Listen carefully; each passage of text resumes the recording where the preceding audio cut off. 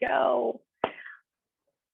Well, hi, everybody. I am so happy to be here with you and to introduce you, Julie Mann. And Julie is going to be talking about self-care today. And you know that self-care is my top priority for you, the caregivers, so that you can have more time to focus on your own physical health.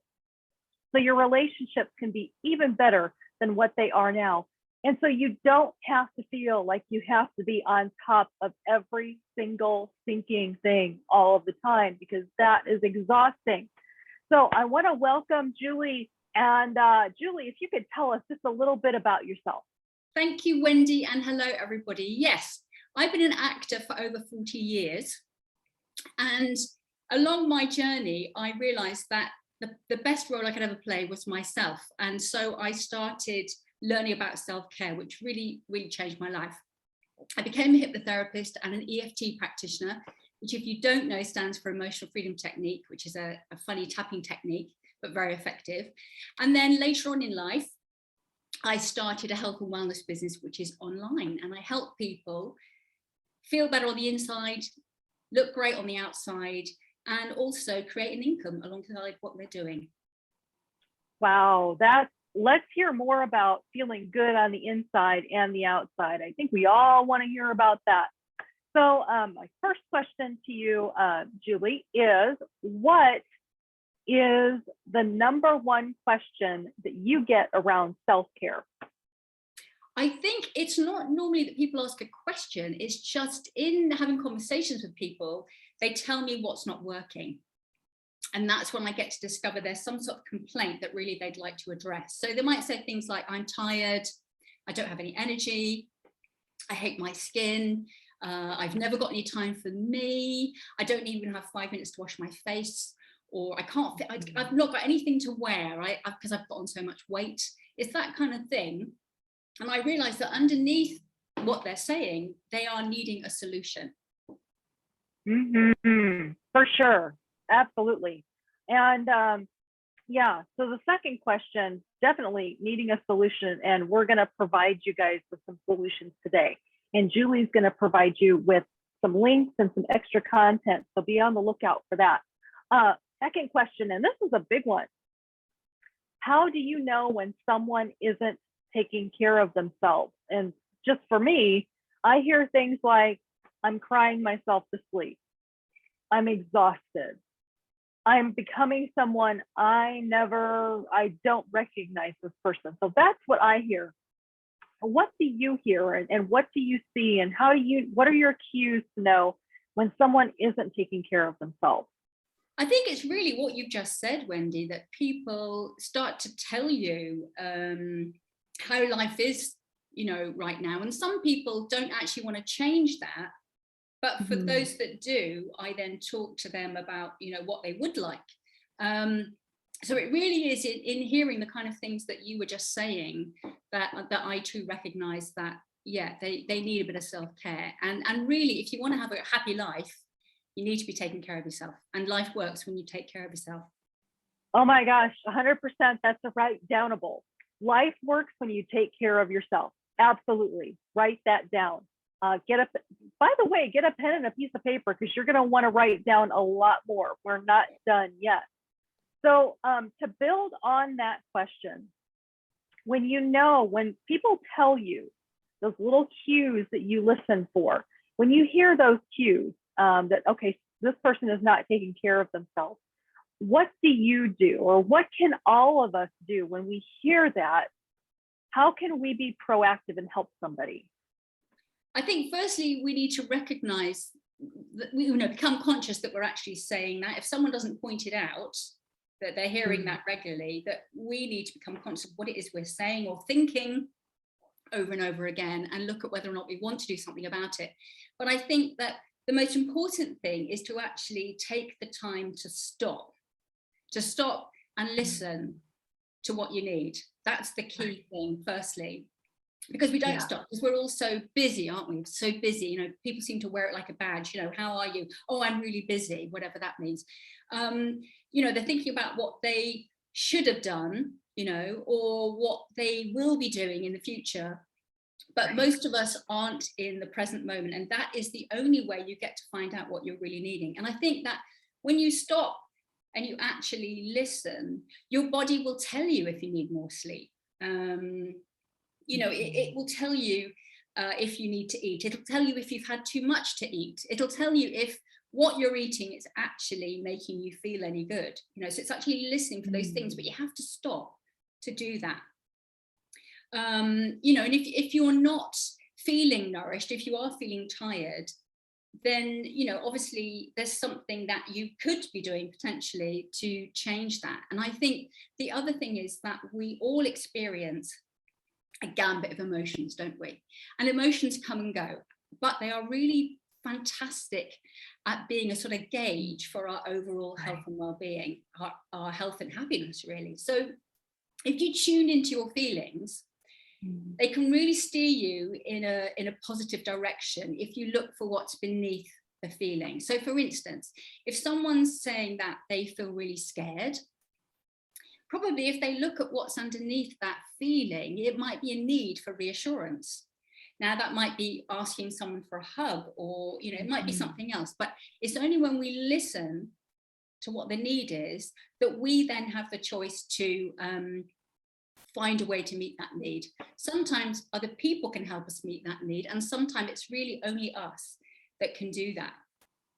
So when we tune into the feeling, which is say come and go, then we think, what is that I'm really needing?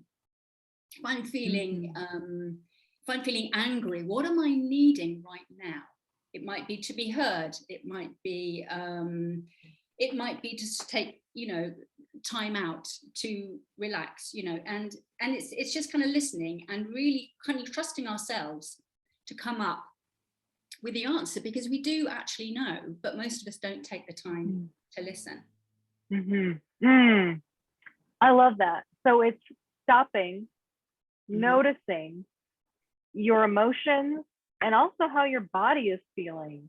That's huge, because when you notice, then you can take action. And for me, the same for you, like when you hear these things come up, what I have found is helpful is to say to that person, you know, I notice that you're saying you're tired a lot. I notice that you're saying you're frustrated or you're angry.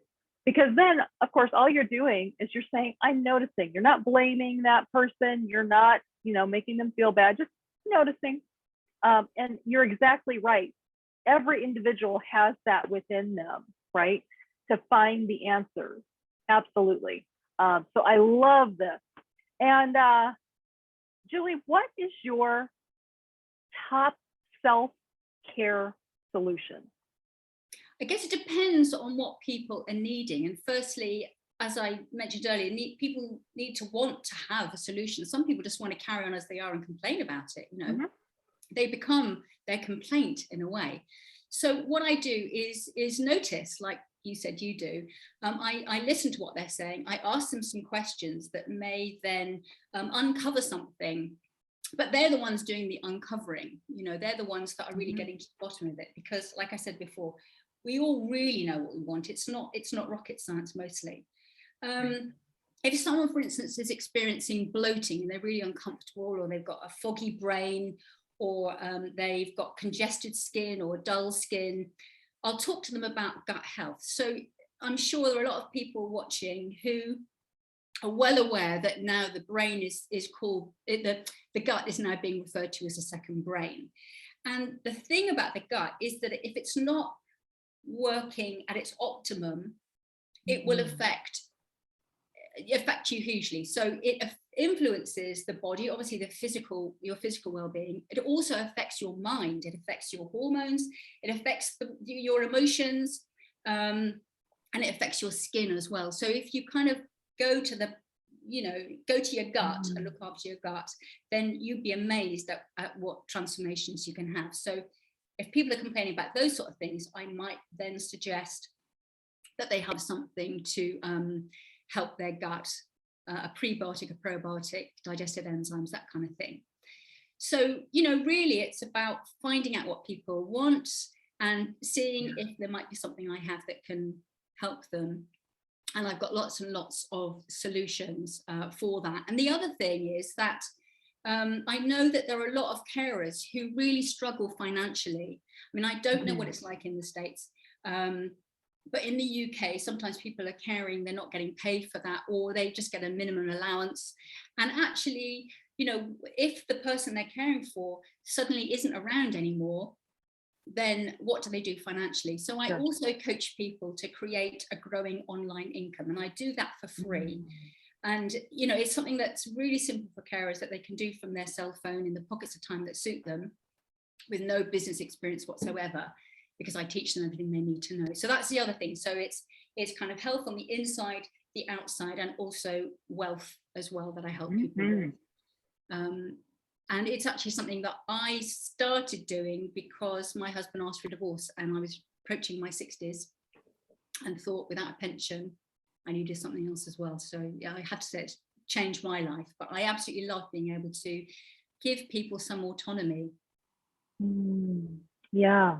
And in changing your life, you have changed other people's lives. And my takeaway from this is listen to your gut, and then talk to Julie, and you can have skin just as beautiful as hers, and maybe a thriving business. You never know.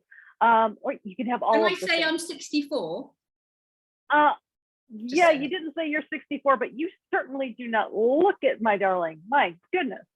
All right, so one final question, and what's an easy way, because you touched on it before, I don't have time, I'm too busy, which we know is not true, right, as coaches, but what's an easy way that someone can add self-care into their routine?